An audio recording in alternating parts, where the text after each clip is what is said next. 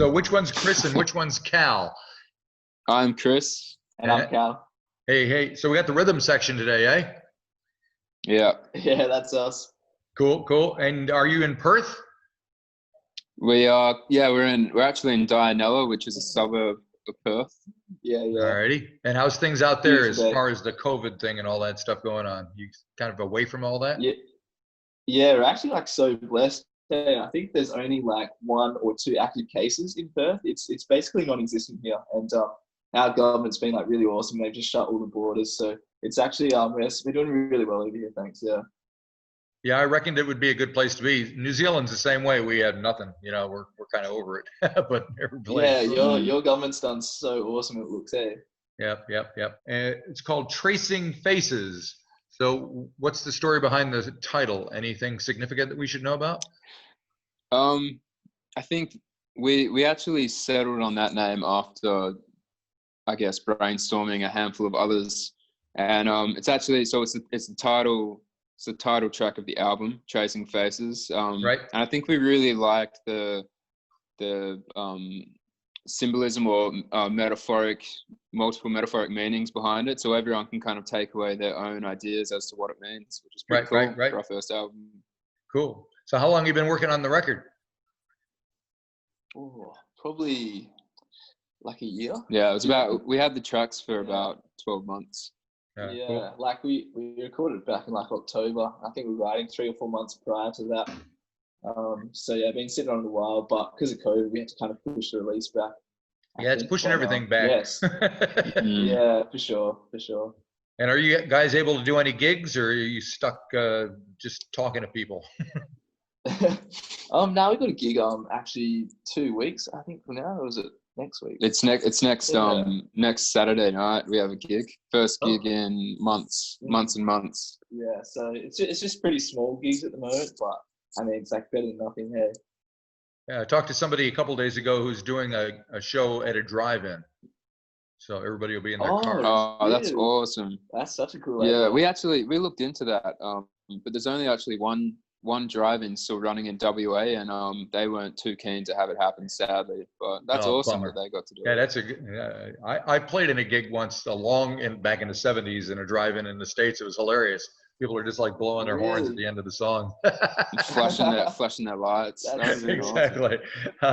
Awesome. So the Tracing Faces track itself has got this kind of very psychedelic, kind of almost Indian vibe to it. And so maybe tell me a little bit about how you guys arrived at that sound. Ooh. I think I kind of remember originally when we first started writing, it was more of like a rock track. And then when we went into the studio, our producer, Alex and Matt, I think it might have been Matt, who suggested, let's like chill it out and kind of, get this kind of droning kind of feeling where it's just like kind of long and dynamically it kind of stays at kind of one level. And I think as we were just recording, it kind of just ended up in that way. Especially like a lot of that sound comes from the guitars as well. And the light ride from myself, kind of not playing too dynamically, kind of set up the kind of platform for the guitars to just like kind of play on top and do all that psych kind of stuff, Preeny, the guitarist, loves all that, so he was just going for it. That's good. And I was kind of expecting it to be kind of all like that, because usually if you hear something with that distinctive sound, it stays through the whole record. But you guys seem to mix it up quite a bit. Yeah. We have a habit of doing that. Hey, every song we write, it's always a little bit different.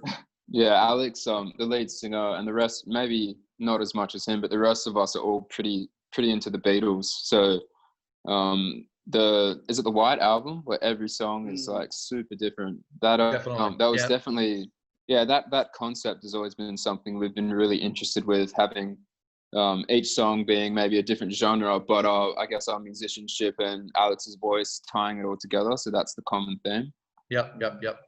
And do you guys do any of the writing, or are you just kind of laying back and pounding and playing?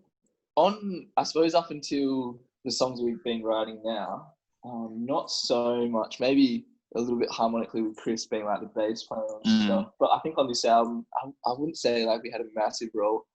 There's probably more our parts, eh? A couple of them. I mean, I brought in Blur True. I think actually, that's true. Yeah, I think Blur. yeah. There was it's always kind of been a mix. I mean, one person, I think without the other, we kind of hit those roadblocks, and then we handball the idea off to someone else, and now throw something into the works to really push it in a different direction. Right. And you mentioned so I suppose, we all kind of right. You mentioned your producers, Matt and Alex. What do they add to the mix? Yeah, for sure. So Alex is great. He when we met him, he's really into his like kind of vocal production. So he had a lot to do with Alex, Alex Whiteman, that is the singer, and so he did all that stuff. And Alex came from a very like kind of not EDM produced background, but a lot more pop kind of stuff. So was able to kind of bring more pop sensibilities to the record. And I mean, Matt called his musicianship, and he's done heaps of albums already, so he was able to offer heaps of that experience, and just kind of for a lot of the songs, because like we said before, that when we wrote the songs, they were just like this kind of collection of songs, and they didn't really have any like cohesiveness. So like they were both able to like add this like kind of thoughtfulness with the cohesiveness with the songs, and especially when we're recording. So like recording songs like a single and like an album track, they were new concepts for us that we hadn't really explored before. And to actually record the songs as like one body of work, so they helped us with that a lot. Yeah. Now you mentioned kind of a more poppy sound. The one that really stands out as far as I heard was All My Friends, which has very kind of pop sound to it. Can you tell me how that came together? Yeah. Prini and Alex had a really rough demo on, I think, GarageBand or Logic. And then we did a writing session with Alex Hendrickson at this venue called the Old Museum over in Brisbane. And he just set up a microphone, and we were just jamming in a circle in this massive, it's like a dance studio almost. Dance studio. Yeah, and there were just elements like Alex Whiteman had like some lyrics for the verse, and Callum just started playing a beat, and then I think I followed on bass, and Prini was doing some finger picking stuff.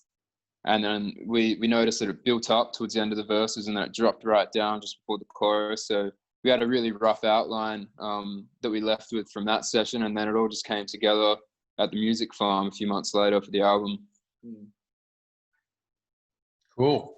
And another one I wanted to touch on was Don't You See, which kind of has this loping kind of beat thing that's kind of different than the other thing. So maybe being the drummer, you can tell me where that came from. Yeah, for sure.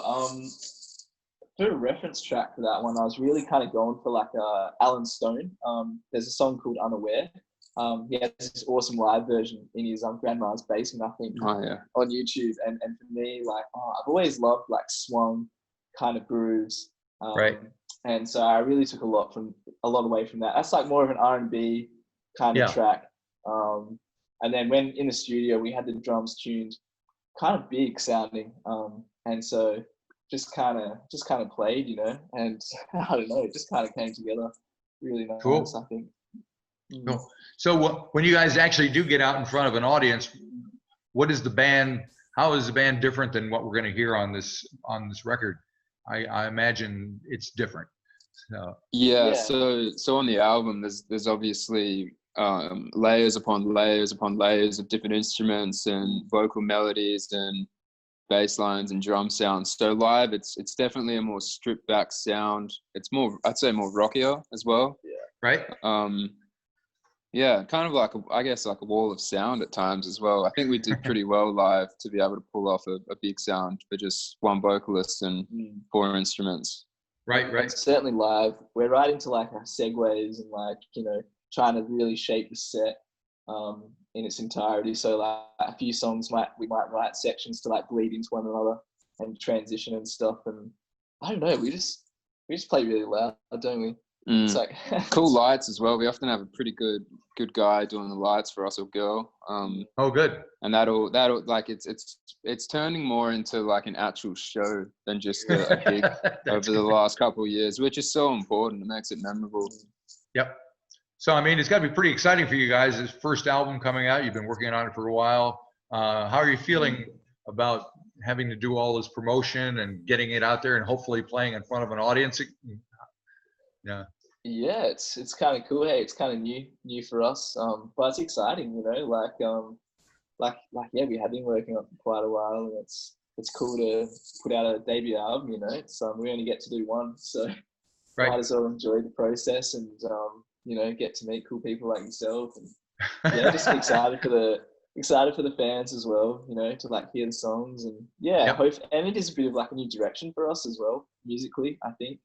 Right. So I'm also kind of interested just to see what people reckon, and yeah, I'm just really excited. Eh? So what kind of people usually come out to see you guys?